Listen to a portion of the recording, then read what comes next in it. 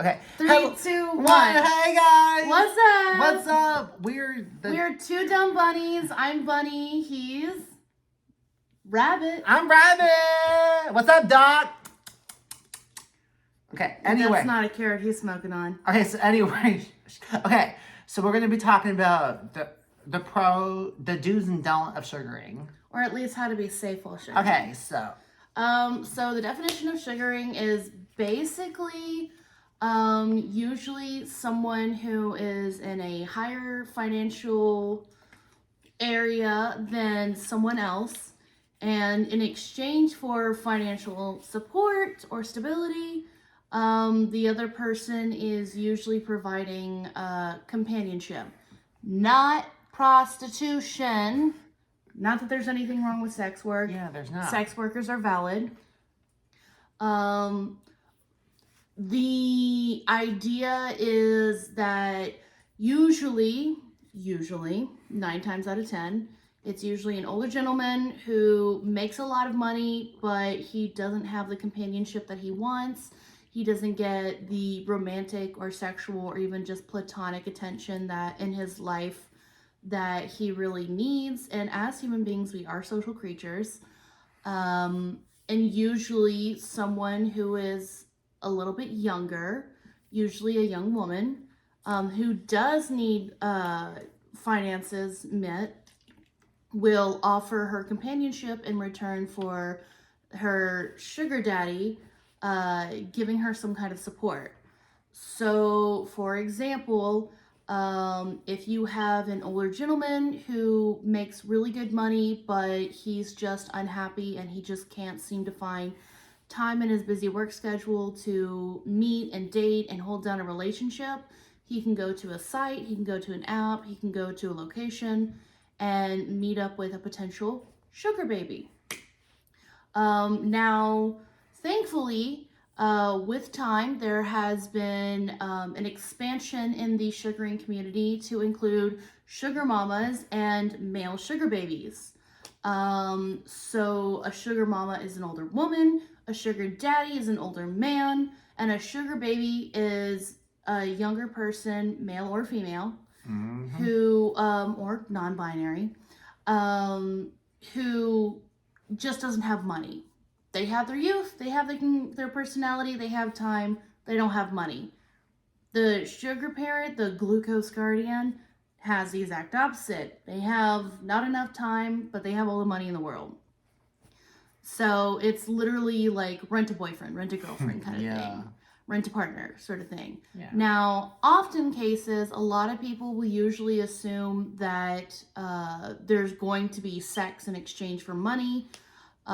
Sex is kind of like an expectation with general relationships, but it's not mandatory and it has to be 100% consensual or it's not a sugar relationship. So, for example, I'm a sugar baby, and what I offer is I'll call people up, I'll message them, I'll video chat them, I'll hang out with them, go on dates, just provide that girlfriend experience or good friend experience that they just can't find in their location or in their field, or just don't have the time for it. And in return, I'll be like, hey, so since you really like my makeup, why don't you help cover the expense of my makeup, because it's pretty expensive. And for me, I have 2 jobs to hold down that, so I pay my main bills, but I don't have any money left over to get my nails done, get a new wig. Yes, this is a wig. Get new clothes, get nice shoes, have a nice meal, maybe get a massage. I have so many knots in my back. I feel like Quasimodo half the time. Have nice makeup or whatever, or just I don't have any time or money for, taking care of myself and doing self-care. So Rabbit here wants to get into sugaring. So he's going to ask me some questions. I've been sugaring for probably off and on about 3 years now. He's gonna ask me some questions, and I'm gonna answer what he has. Okay, so bunnies. Okay, Mhm. the first question. What is the thing I should not do when I'm talking to a new potential sugar daddy? So, oh, and by the way, he's gay, I'm pan, so I'm okay with sugar mamas and sugar daddies. He prefers sugar daddies. So, those are the scenarios that we're going to go over. So with a sugar daddy, there's something called a Splenda daddy or a Splenda. And it's usually someone who will try to scam you out of money Yes. or will try to scam you out of free sugar in return for not covering the finances. Not a damn thing. Like, rule number one, if you're gonna enter a sugar relationship, it's gonna be pretty freaking clear that if I'm spending time with you, you're gonna give me money to compensate, because it's literally a job. You're paying me to spend time with you. I'm a paid companion. Sex is not mandatory. No, it's not. That's up to the sugar baby to discuss with their sugar guardian or their glucose guardian. I'm gonna stick to glucose or sugar just to keep it gender inclusive for everyone. So what was the question? I was basically asking what are safety things to not do when you're first talking to a potential sugar daddy or mama.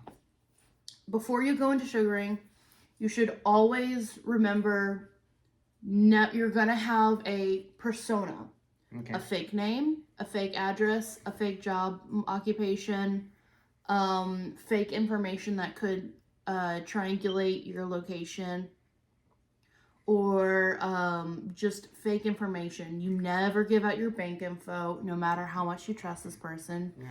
You never give them your actual address, no matter how much you trust this person, and you never give them your actual name, because the problem is, and real sugar will never, ever, ever like actually push you for that information.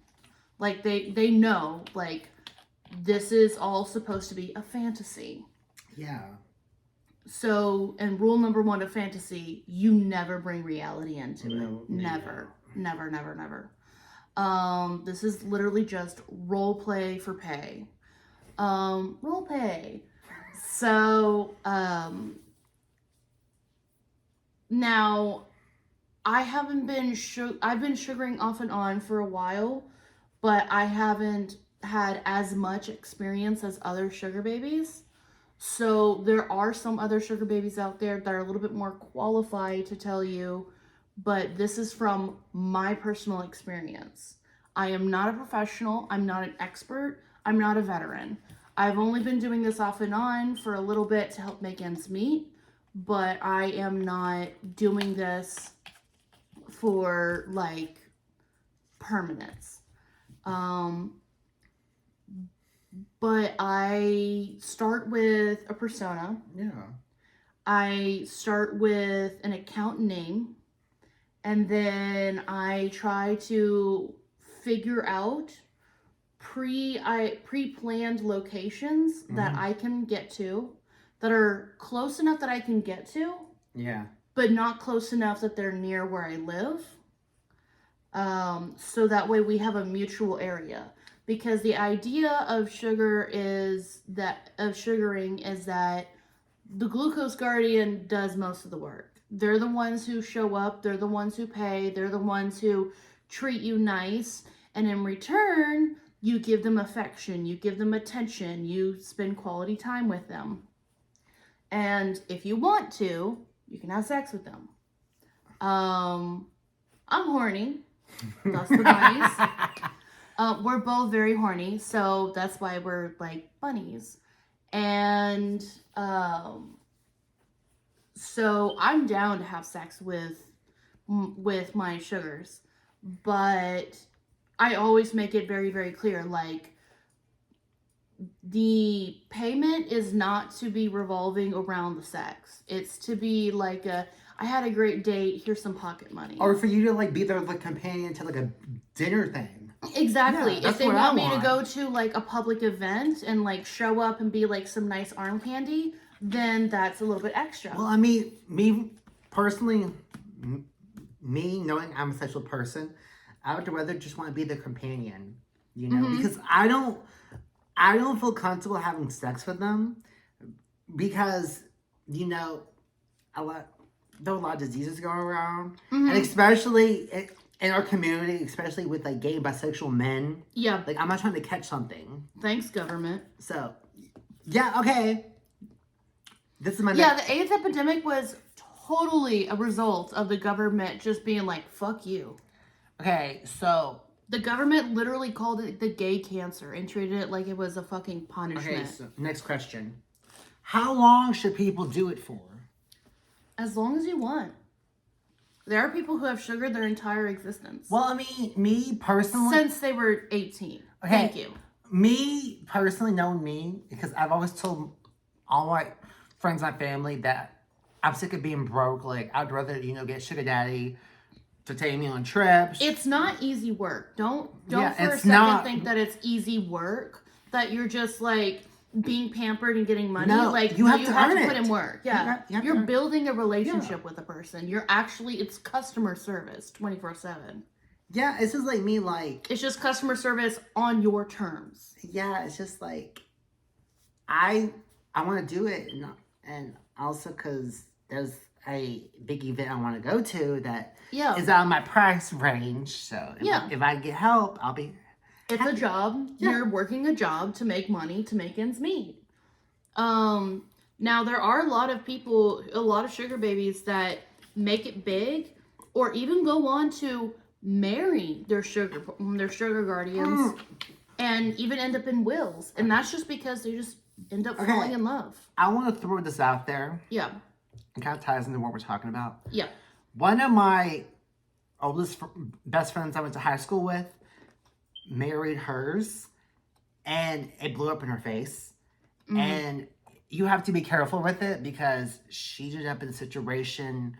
Is controlling, abusive. Like, you have to be careful. Yeah, you because have to be careful. I've had conversations with her about telling her I want to do sugar daddy, and she's been like, "Don't do it," because she's like, There's a lot of bad experiences. and they end up it's a dangerous job. and they end up acting like they own you. She said, Yeah, there's a lot of people Yeah. who think that because I'm paying you, therefore I own you, but that's not. It's all it's all supposed to be consensual 100% of the time, no matter how long you've been dating, no matter how long you've been seeing Yeah. each other.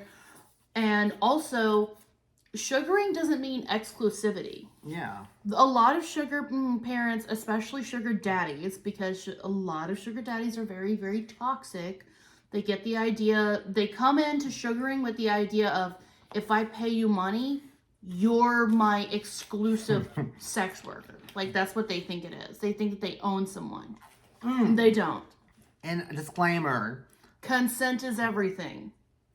I'm just gonna like I'm not gonna say the friend's name for her privacy, but she's been dealing with that for a long time. She got with him when she was like 19. They went, and she's in her like mid-20s. Like, it's bad, like the stuff that happens. Yeah, and so that's what I'm saying.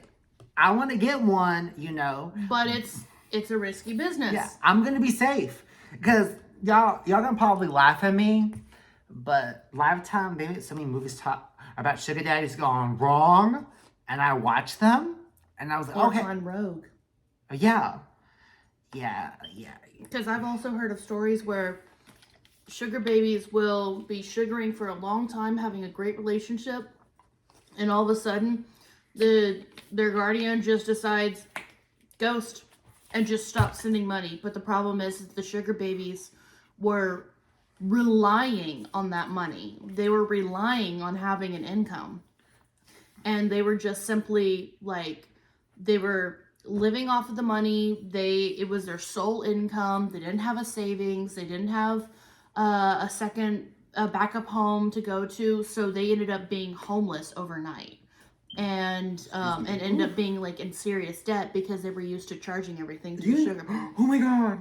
Okay, this kind of ties into what we're talking about. Okay. Yeah, if your sugar guardian doesn't want you saving any of your money, run. That is dangerous. Okay, there was this. Okay, for example, okay, FYI, we are true crime fanatics. We love true crime. Okay, there was this show talking about people being famous for like crazy stuff, and there was this girl. She had a sugar daddy that was paying for all of her stuff, and he was going to cut her off, and so she killed him. Yeah, yeah, and it was insane. Like she killed him. She had help. Like it was insane. What was this? It was. That's some good shrimp. She was. Veggie seasoning and French dressing. Delicious. Anyway, no, it was crazy because I was like, wow, the lengths this girl would go to, this guy did not cut her off. Well, if she killed him, he's immediately cut off. Like, she's cut off. Yeah, and so she didn't want to cut her off, and okay, I'm going to throw this in here because this needs to be addressed that, okay, do not bite the hand that feeds you. If you want to get an attitude with your sugar parent and act like you can, be disrespectful and rude, don't be surprised if they cut you off. Now, keep in mind, there are some sugar parents that are into that kinky, like, feisty, fighting back, I can do what I want kind of thing. They like that prince attitude. But it there depends. Are some. But again, you have to discuss your boundaries and your expectations and your budget and requirements up front. That's what the whole first date is about. You meet up, you talk about what you want from the relationship. Yeah. You talk about your budget, so you have to sit down and be like, okay, so I spend this much on shoes, or I spend this much on makeup, or I spend this much on transportation, or I spend this much on my income, or whatever. Whatever you're wanting, you have to be honest with them. Whatever you're wanting the money for, tell them, because you're an investment to them. It's just like, and they want to know where the money's going. It's me, for example. Yeah. I'm gonna be straight up. I'm gonna be like, y'all don't judge me. Okay, listen. I love Taylor Swift a lot. I really freaking do. And I don't. I want to go and see her on tour, but the tickets are expensive. And I'm like, I wanna go see it because after this tour, she's not gonna tour. She's done. She's gonna focus on having a family. She wants to have kids. I will say nothing. Well, no. And also, remember on Snapchat, I posted a lot of the nice things Taylor Swift has said, and he said you're not gonna be bashing her. That's why I said I'm not gonna say nothing. Yes, because here's the thing. Compared to other people, other performers, she's not. Oh shoot! I just realized after this, we need to do that other one because there's something I want to tell you and get your reaction. Oh God! That's gonna make you mad. Okay. Anyway, so I love Taylor Swift a lot. I do. I was so devastated the fact that those people, those scalpers, are selling them for $1,000 nosebleeds. I'm like, yeah. I want to go so bad. And the fact that she's a mermaid and she goes swimming on stage. Yeah. I'm gonna have to YouTube that. Girl, yeah, Taylor does it where she dives in like she's a mermaid into water under the stage. Yeah. Okay, let me throw this in there too. I saw this clip. So this person took one of their friends to a Taylor Swift concert and they only like Taylor Swift. And they're like this the whole time. And I'm like, you are at a Taylor Swift concert. Are you kidding me? People like me would love to be in your shoes, but you want like this. Really? They got dragged along. My thing is this, shoot. I swear, I'm not kidding. If any of my friends are like, oh, I have an extra ticket, I'm going to go. I don't even care if it's a different state. I want to go. Because, little side note, her song, The Archer, I can relate to.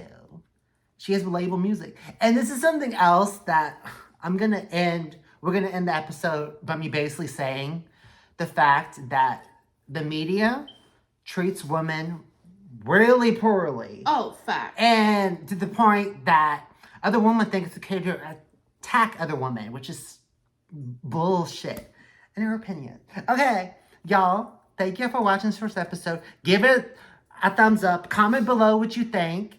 And till next... Are we not going to finish talking about sugaring and safety? You got any last tips? So I just met with a sugar daddy just to get things started.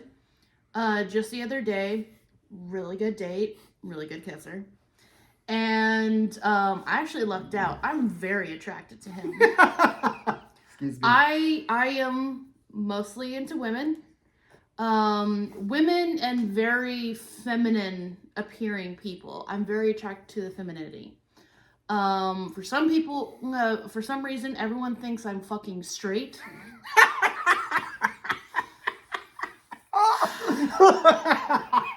I'm sorry, go on. I drink so much water. It's hydrate or die straight, okay? I am not straight. Go on. Like, I can enjoy dick, but I prefer the V. Thank you. There's a reason why I love orchids. So, but George O'Keefe. Oh my god! I knew. Go on. But he is very attractive. So I am very attracted to him. So what I did was I took a selfie of myself from afar, like full body, and then I did one up close, and I wrote in the caption, is it caption? We're on Snapchat where you write the letters. Yeah, the caption. caption. I wrote the caption where it wasn't obscuring my picture, and I wrote down my height, my weight, my eye color, my blood type, any tattoos that I have. I only have one right now. And where I was last seen, the date that I had a day. For and safety. then I also saved the pictures of my sugar daddy, and with his consent, sent them to someone that is one of my trusted contacts.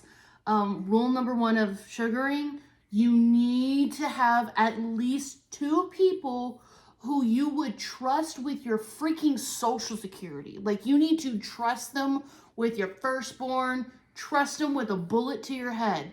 Like, you need to trust these people. Yeah. And send them your locations. Rabbit here is one of my trusteds, so I sent him my contacts, or not my contacts, my information, and then I sent my other person my information, and I'll call them Dragon. Yeah. And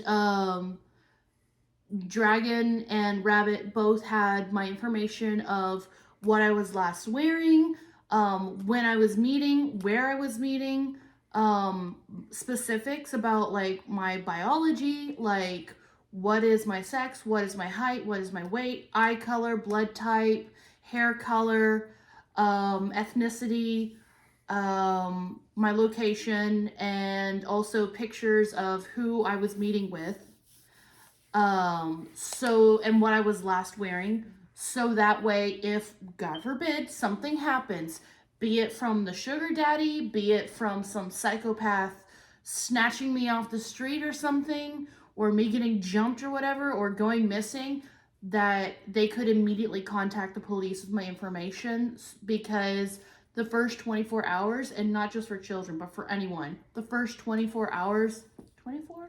72. I think it's 72. I think it's 72. The first 72 hours of someone missing are the most vital. After that, the chances of finding them alive or slim get halved. And then with every passing day, they get halved and more and more and more and more.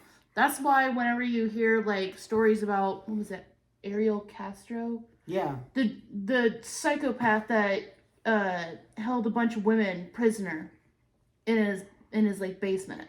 Oh, yeah. Yeah, for like 10 years. Yeah. That's why people were like, there is no fucking way these women aren't the women that they claim to be. And then someone was like, wait, I saw them before they disappeared. I recognized them. They're a little older, but I recognize them. But there were people who were like, there's no way in hell it could be them because it's been 10 years.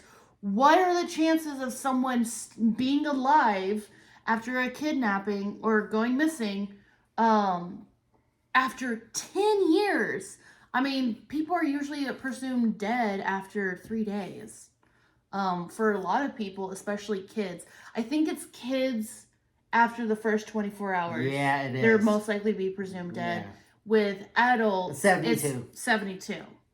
And it's simply just a matter of kids can't really fight back. Adults can. So, any other tips?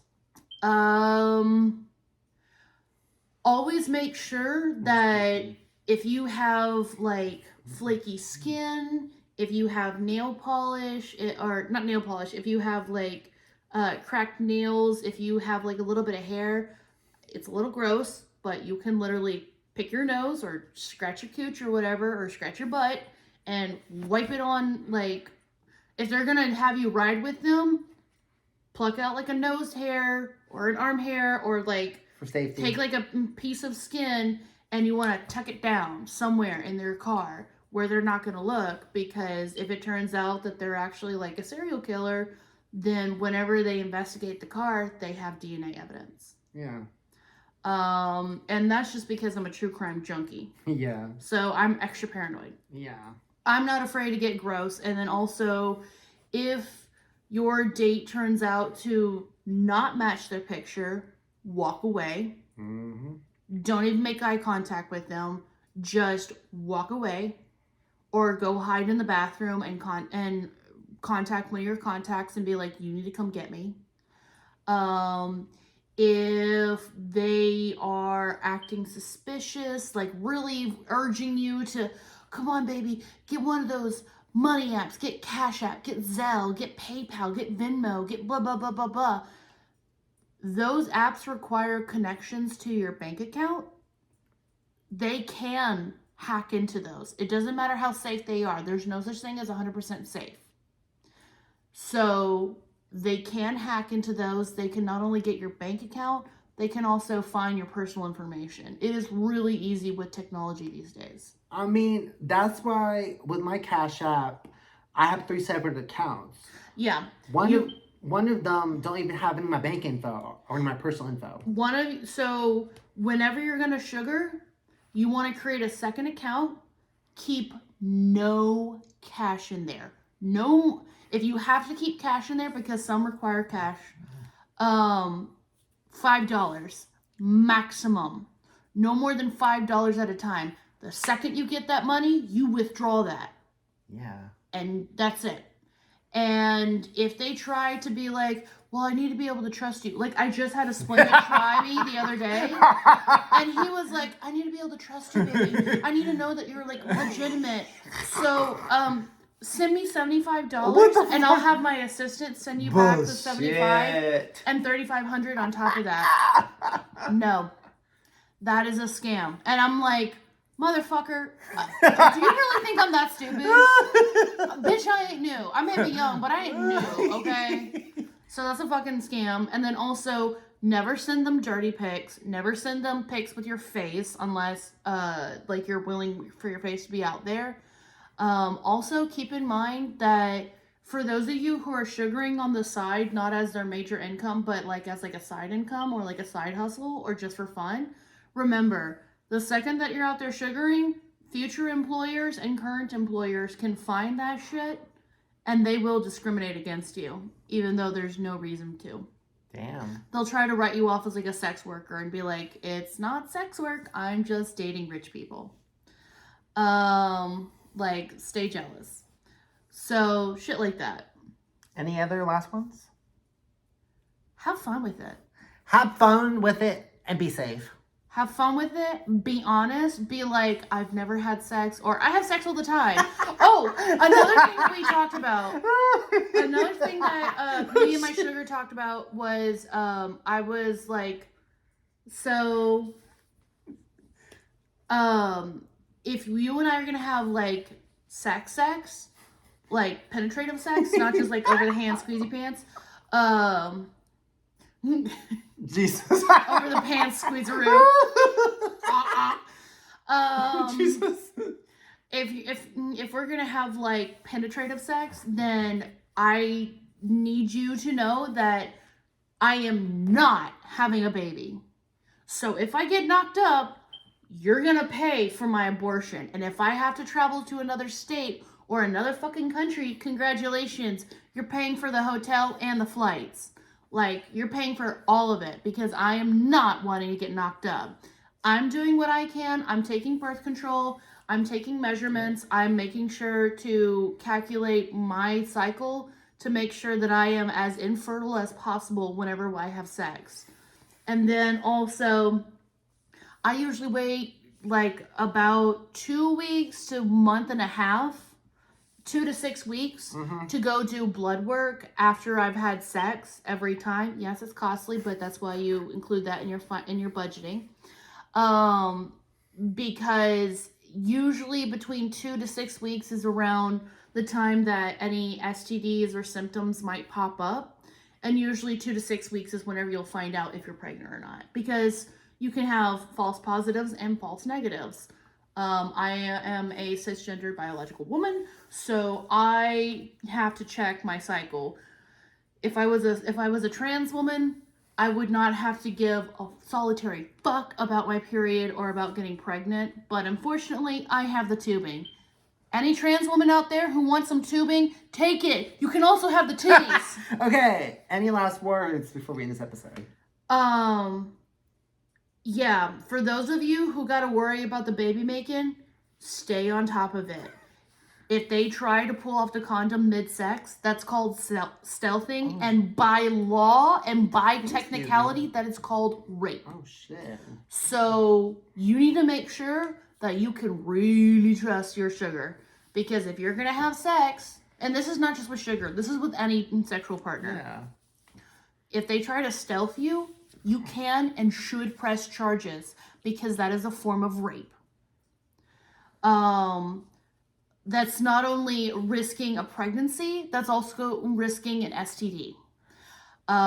Make sure that you do research on your physical anatomy, on how to make sure it's clean, how to prep it, if you like it hairy, if you like it smooth, if you like it scented, if you don't, whatever. Make sure that you know to go to the bathroom before sex and immediately after sex. Don't sit there and stew. Don't milk that shit. Because that's how you get an STD. That's how you get smegma. Okay, well, y'all, make sure you stay safe. And get this video a thumbs up.